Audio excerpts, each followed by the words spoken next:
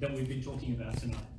3 things about him that I believe provide a more than credible set of responses to this question: where is God in our suffering? Because for a lot of people, suffering is kind of the obstacle. It's the final obstacle to trusting God, or to giving him a shot, or to even being prepared or willing to accept the possibility of his existence. Because it seems so illogical. It doesn't seem to make any sense. So I want to talk about this God in 3 ways. As a God who loves, as a God who knows, and as a God who cares. A God who loves, a God who knows, and a God who cares. And I know that those 3 categories in and of themselves automatically are making some of you think, well, that's the whole problem. If he does those 3 things, why is there suffering? So I hear you. Just give me a moment to break it down for you. Okay? So firstly, a God of love. Now this sounds illogical. But one of the reasons that we have suffering, and one of the ways through which we can make sense of suffering, is the reality that this is a God of love. This God that we talk about is a God of love. Therefore, there will be suffering. How does that fit? Here's how it works. God, being a God of love, is essentially, in the deepest core of his heart, a relational God. Because love's manifestation can only happen in relationship. Right? So if he's a God of love, he has to be a God of relationship. And that's the exact God that we see depicted and portrayed in the Bible. That's the God that Joshua and Caleb are talking about. This is a God of love, therefore he's a God of relationship. Now, for relationship to be authentic, the people or the entities entering into that relationship need to be able to enter it freely. Because if you don't choose relationship, then it's not really authentic. And if it's not an authentic relationship, then it's not really love. Love only exists in authentic relationship. And authentic relationship only exists if you choose to be in that relationship. Think of the friends in the room that are here with you. Think of the loved ones in your life. The reason that your friendships are meaningful, the reason that the affection that you have for each other is meaningful, is because you've been free to enter into those. If someone held a gun to your head and forced you into that relationship, if someone held a gun to my wife's head on our wedding day and forced her to say those vows, to enter into that relationship with me, sure, we might be married, but it wouldn't be an authentic relationship. It wouldn't be freedom. It wouldn't be freely chosen. So for love to be real, relationship has to be real. For relationship to be real, freedom has to be real. And so far it's sounding pretty good. The problem is, for freedom to be real, there has to be the possibility that we choose not to love. If freedom's going to be authentic and practically manifesting, it has to be possible that we can love or that we can hate. So there's the possibility of love, there's also the possibility of the absence of love, but then there's also the possibility of hatred and cruelty and envy and all of these other things. And that explains all of these things in the world. That's the simplest explanation of evil that we see. It's actually free beings that have been given the capacity to love, choosing not to exercise that capacity in the way that God wanted us to. And hence we have all of this suffering. Now I'm not saying, and we can touch on this in the Q&A maybe, I'm not saying that explains all the suffering, but the huge majority of suffering that we see around the world is perpetrated by us against us. In fact, in the 1900s alone, we killed more of each other than in all preceding 19 centuries before that, put together. Human suffering. Louis Zamperini is one example of that. Humans perpetrating suffering against each other. Given the God-given freedom to love, coming with the God-given freedom to do things other than love.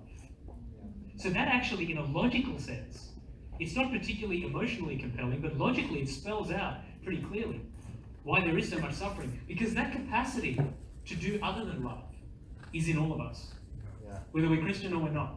It's in every single one of us. Alexander Solzhenitsyn, the Nobel laureate in literature, famously wrote that the line that divides good and evil cuts through the heart of every man and woman. The line that divides good and evil cuts through the heart of every man and woman. We've all got that possibility inside of us. And we see it pouring out, if we're honest with ourselves, in many ways that we're not often proud of. And we see it very easily pouring out of other people, and we're very quick to identify that. So suffering, at least in part, comes from the reality that this God is a God of love. And he wants loving relationship, not just between us and him, but for us with each other as well. So he gives us the freedom to enter that relationship. We don't always use that freedom for love. We use it in other ways. So it's a God who loves. Secondly, and importantly, this is a God who knows. Right? Now here is where it gets interesting. And there's a few things to look at under this category, that this is a God who knows. He's all-knowing, this God that we're talking about. Which again, feeds the question, well, if he's all-knowing, why is he letting all this suffering happen? Here's an interesting thing though. What actually sits underneath this question is a moral judgment. There's a premise that sits under this question that basically is saying, if he was really a good God, he wouldn't seem absent. He wouldn't let this suffering happen. He would do something about it. Right? That's a moral judgment, because we're saying it's not good that he's allowing this suffering. If he is really good, then he would get rid of suffering, which we deem to be bad. Okay? Now here's an interesting thing about moral judgments. And I learned this from when I was a lawyer. And when I first got out of university, I got admitted to the bar. I practiced law for a few years as a litigator. So I was in the courtroom. And in the courtroom, we are basically advocating for our client. And we're trying to persuade the judge to make a judgment in our favour. We're basically trying to bring about a judgment.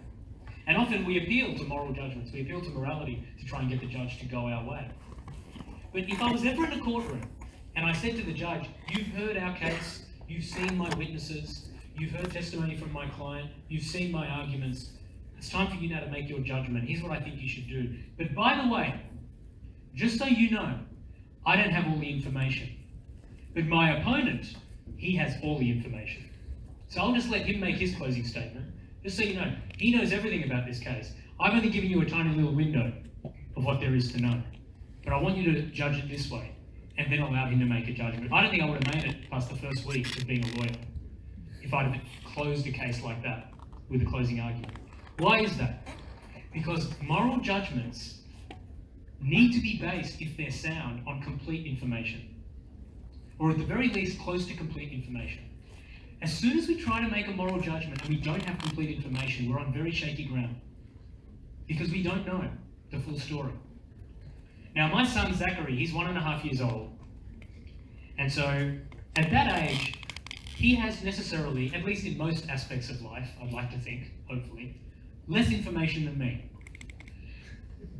And when you have a baby, one of the things you have to do, it's very difficult to do actually, is to take them every 6 months, every 1 year, to get their vaccinations when they're quite young, right? So you take them to the doctor, they have to get these injections. And I remember the day that my wife Fiona and I took Zach to go and get his vaccinations. And it was like a happy day, and we were in the car, and Fiona and I were really nervous, and he was like so happy and just playing with his toys and had no idea what was going to happen.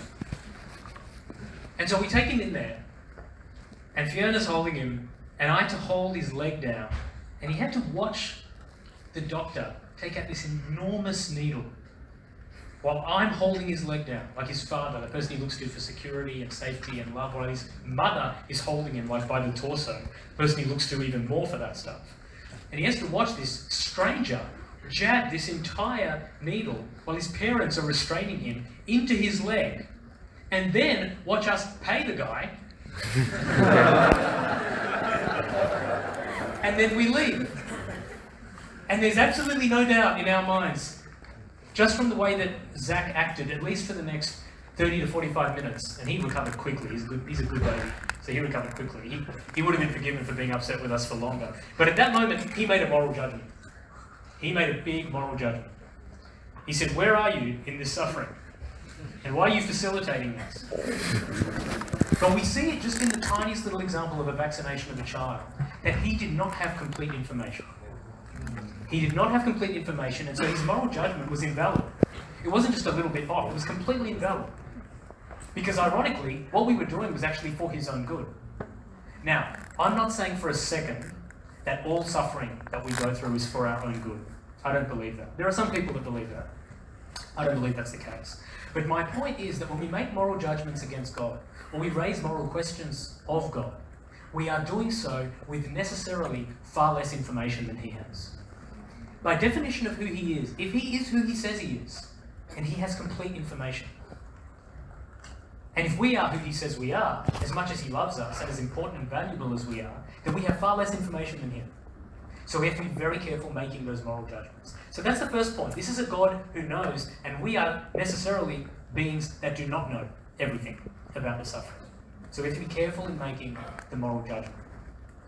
The second point in this context of God being a God who knows that we're going through this suffering is that we make a second moral judgment, not against God, but we also make an implicit moral judgment that suffering is bad and that suffering should be stopped. Now, I think that's true. And I think if you read the Bible and you look at what the person of Jesus does when he encounters suffering, he agrees as well. But the more important point for us is we make a moral judgment that suffering is bad. To make a moral judgment about a concept like suffering, to make a moral judgment about any kind of category as being good or bad, as being desirable or undesirable, you need an objective moral reference point. So straight away we invoke a moral reference point, and we are saying suffering objectively is bad, and therefore anyone good and loving needs to stop suffering if they have the power to do it. Now, whether that's true or not is not the point. The point is to make even meaningful statements about what's good and bad, what's good and evil. We need an objective reference point. Otherwise, it's just my opinion of what's good versus your opinion of what's good. As my boss Ravi says, some people love their neighbours, some people eat their neighbours. How do we know which one's right and wrong? Seriously, how do we know which one's right and wrong? Unless we have an objective moral reference point to which all people find their sense of right and wrong, against which we can determine what's good and evil. And so we invoke that even by asking this question. So the question's not really valid if we're trying to disprove God.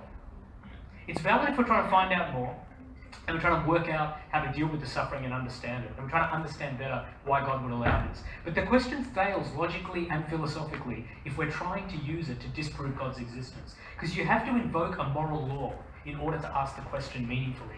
And to invoke a moral law, you have to invoke an objective reference point for that moral law, a moral lawgiver. And so you bring into being, conceptually, this very God that we're trying to disprove.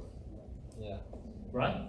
So, this is a God who loves, and this is a God who knows. And that doesn't mean we just throw our hands in the air and say, well, we just have to accept all the suffering just as it is because he knows everything. I think there are reasons, there are things that we can see through some of our suffering, through much of our suffering. The vaccination example is a good example. But I think we can be honest, and I'm not going to pretend that this is not the case. I want to be really straight with all of you, that there are aspects of human suffering that we don't have an answer for, why it's there and why it's happening.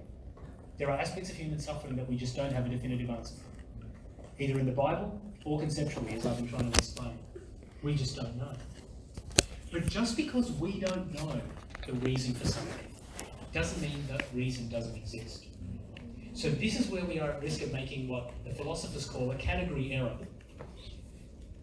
And the category error is conflating these two categories of what we know and what is real. And it's easy for us to think that just for something to be real, we have to know about it. There's lots of stuff that exists that I don't know about. I don't know the capital city of Swaziland. I don't know the chemical symbol for helium. I don't know how many hairs are on my head, decreasing myself. I don't know exactly how many there are today. But I know that all of those three things have an answer. Those 3 points of truth exist. Just because I don't know what they are doesn't mean they don't exist. But very quickly we think, just because we don't know something, it can't exist.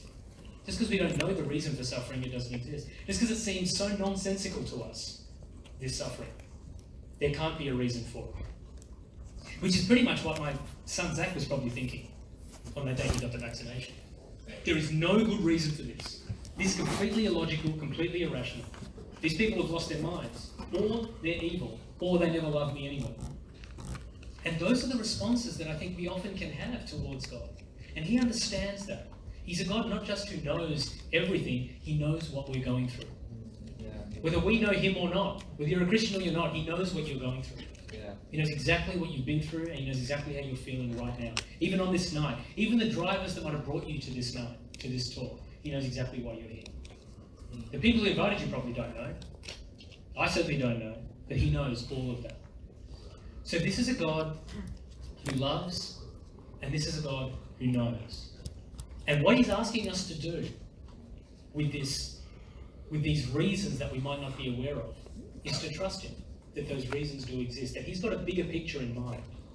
And just because we don't know what that big picture is right now, doesn't mean it doesn't exist, doesn't mean it's not coherent, doesn't mean it's not going to work out if we trust him in the long run. Now imagine for a second, just to illustrate this, that I opened a garage door, and it was an empty garage. no car inside, and it looked like an empty garage would ordinarily look. There might have been some tools hung up on the side, some suitcases and some shelves. And I said to you, there's a tiger in that garage, a big 250-pound Bengal tiger. You would know pretty quickly, within seconds of me opening the garage, whether I was telling the truth or not, whether that tiger existed. And straight away, when you saw the empty garage and you saw no Bengal tiger, you would make some pretty correct conclusions. You would either assume that I'm crazy, or that I'm drunk, or that in Australia we have a different definition of what a tiger is than what you guys have in Singapore, or that I'm hallucinating. But you'd know pretty quickly that there was no tiger. Imagine, separate to that, if I opened another garage and it looked exactly the same as the first one, and I said, there's a spider in the garage. Now, you wouldn't be as quick to make the conclusions that you made the first time around, even if you couldn't see the spider. Same thing you saw, right? No tiger, no spider. But you wouldn't be so quick to make the same judgments about me or the truth claim if I said there's a spider in the garage. Why is that? Because it's entirely possible that the spider is in there. It's just up in a crack, or it's up in the ceiling, or it's behind a box, or in one of the suitcases. It's quite possible that it's there and you just can't see it. Just because you can't see it doesn't mean it isn't there. Yeah. Why can't that be the case with something as confusing and seemingly irrational and nonsensical as some of the suffering that we see and that we go through? Considering how limited our information is and how infinite God's information and perspective is. The question is, and this is really the crunch of the whole issue, are we willing to trust this God who asks us to trust him with things that we don't know? Are we willing to trust him with the suffering that we see, that we can't get explanations about? In his defense, I've already given a fair explanation for a lot of the suffering. It's our fault. It's human beings. But there is still suffering out there that we can't see how it's caused by people directly. Why isn't he intervening to stop that? Why is he allowing that to happen? Are we willing to trust him with that? And here's the interesting thing about the word trust. Again, if we had complete information, it wouldn't be called trust. You don't need to trust when you know everything. The only time we're called to trust is where there's a gap in our information. And we need to trust. So that brings us to the third and final point then. This God is asking for our trust.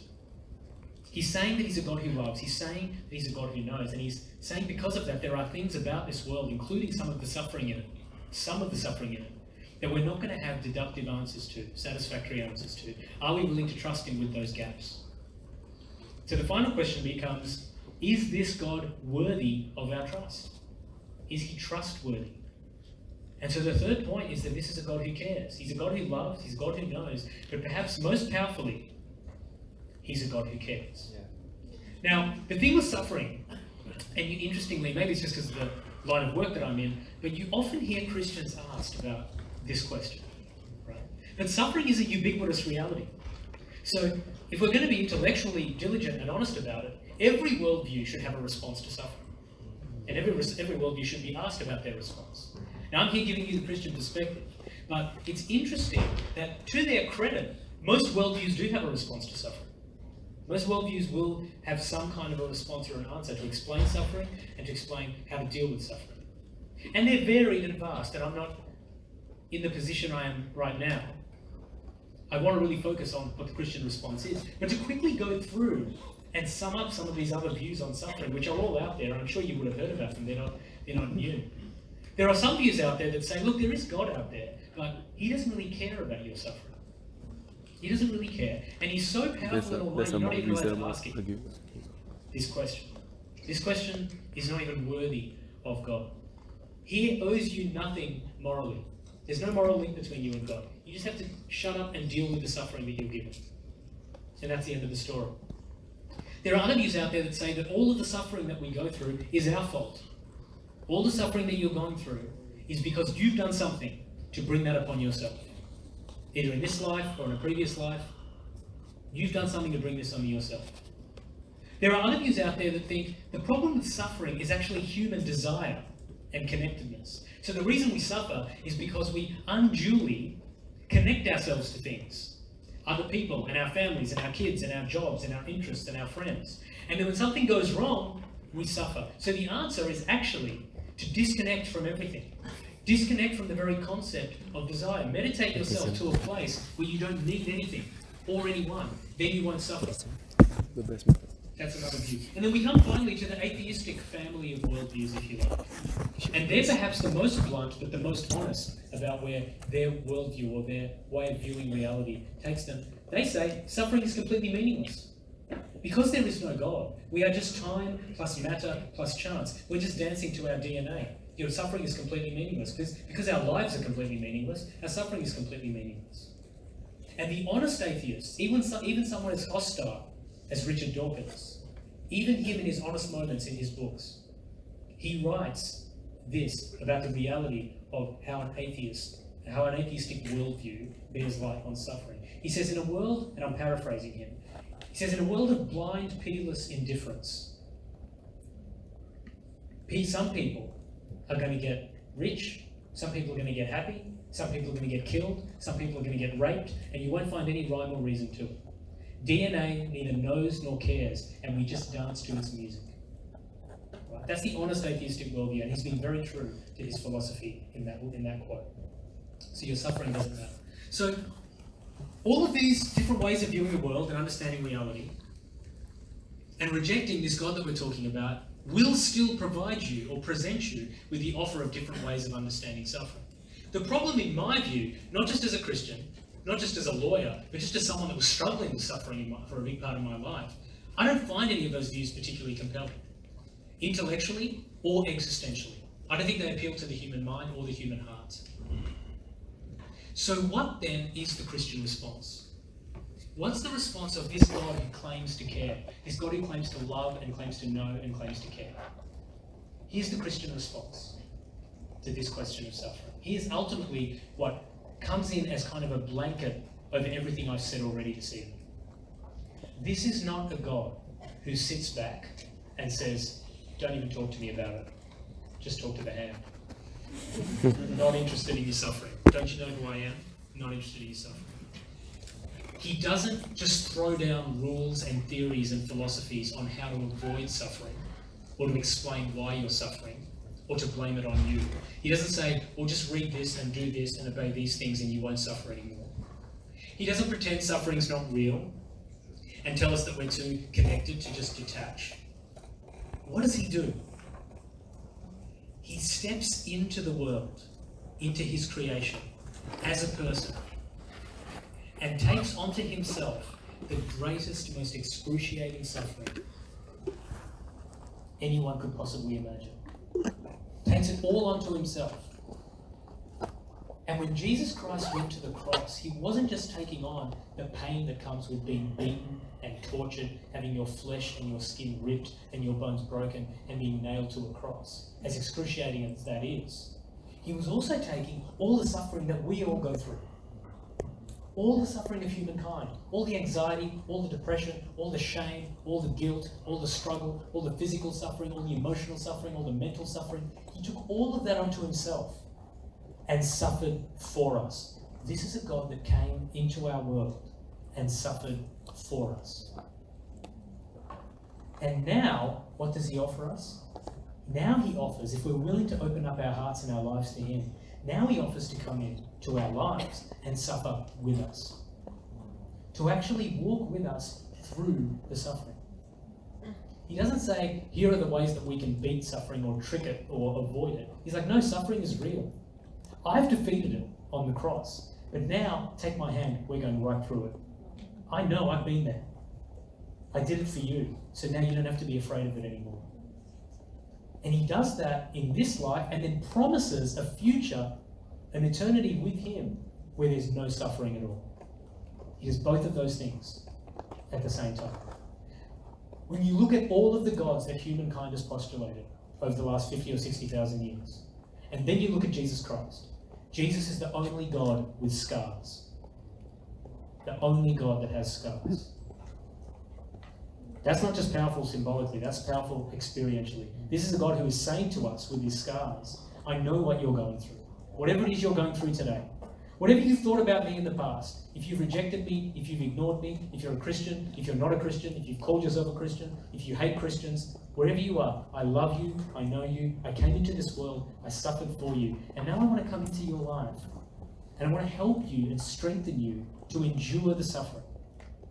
And if we let him into our lives, God will do one of two things. He promises to do one of these two things. He will either calm the storms that we're in, or he will let the storms rage and he will calm us amidst the storms. And usually, in my experience, and I'm sure in the experience of most people who are following Jesus in this room, he does a combination of the two. He does a combination of the two. Does that mean life suddenly gets easier when you're a Christian? No, it doesn't. Does that mean suddenly life is a life free of suffering? No, it's not. But it gets amazing, as these guys said earlier. The Christian life is never meant to be easy, but it's meant to be awesome. That's the promise of this Jesus, this God who suffers. So Louis Zamperini, by some incredible feat of strength, he actually holds this beam up for all of these hours, right? And he escapes being shot point blank by this rifle, and he survives the rest of the war, and he escapes this POW camp. And he comes back to America, and he gets married. But he's got severe PTSD, post-traumatic stress disorder. Severe PTSD. He can't sleep. He's mentally very, very ill, to the point that he's often throwing himself around in bed so much that he's injuring his wife. He tries to strangle her on a number of occasions in the middle of the night while he's in his sleep because he's having nightmares. So he's made it out, but he's really struggling. He's still suffering from the suffering. That's often how it is too, right? We suffer and we think about that and we re-suffer. We live through it again. This is what's happening to him. And finally his wife can't take it anymore. They've only just been married, but she decides to file for divorce. So she gets the papers arranged. But a couple of days before she lodges the papers, one of her friends says, "Oh, there's some speaker in town. Why don't you come and listen to this guy? He's going to talk about suffering." And so she goes and listens to this speaker. And it's a young guy. Big hair, nice suit, young guy. His name's Billy Graham. He's there to talk about suffering. She becomes a Christian that night, Louis Zamperini's wife. She gives her life to Jesus. She shreds the divorce papers. She goes back to her husband. She says, "You're coming with me to hear this guy speak again." Billy's there doing 7 days of events. Kind of like us, but in a Billy Graham way. Better hair, better suits. She takes him along on the last night of the Billy Graham crusade. He gives his life to Jesus. He comes back. And over the next weeks and months and years, some of it is instantaneous, some of it takes time, but God comes alongside him through the transforming love of Jesus and helps him through his suffering, completely cures him of this PTSD almost overnight, gives him the gift of forgiveness, where he extends this forgiveness in his heart to all of his captors, to all of his torturers, to the guy that made him hold the beam up in the face of death. He then flies back, Louis Zamperini then flies back to Japan, finds his captors, and leads a bunch of them to Jesus. Forgives them to their faces, and leads a bunch of them to Jesus. And then he realizes that whole time, it was God. Even before he had accepted God, accepted his existence and welcomed Jesus into his life, all those 45 days in that boat, it was God that was there. It was the strength of God that was getting him through that suffering. When he was holding that beam up for all those hours, it was the power of God that was holding it up. The medical reports after that could not find any human way, in the way that he was, how malnourished he was and how tortured he was, that he should be able to stand there for that long. There's no way he should have been able to do it. He looked back and it was always God with him, every step of the way. Not eliminating suffering, not alleviating it in the way that we would have liked him to have alleviated it, and I'm sure Louis would have loved it too. But suffering alongside him, strengthening him through the suffering, comforting him through the suffering. That same God that was with him in that boat, that same God that was with him as he held up those beams, that same God that changed his life, that same God that changed Joshua and Caleb's life, and the lives of so many of your friends in here, he wants to change your life too. He's a God who loves, He's a God who knows, and He's a God who cares. And on that cross, He proved that He is trustworthy, even with the things that we don't fully understand. In not just an intellectually credible way, but in an experientially powerful way.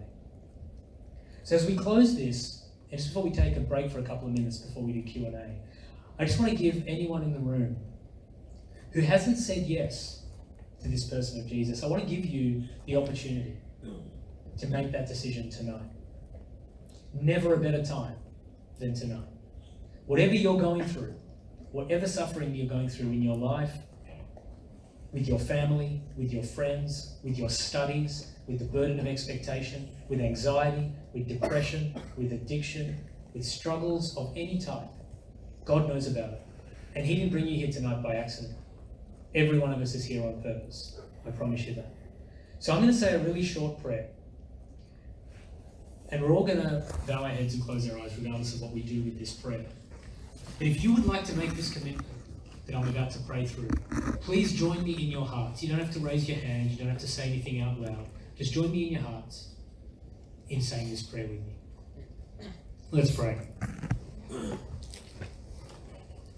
God, there's so much suffering in our world, and there's too much suffering in my life.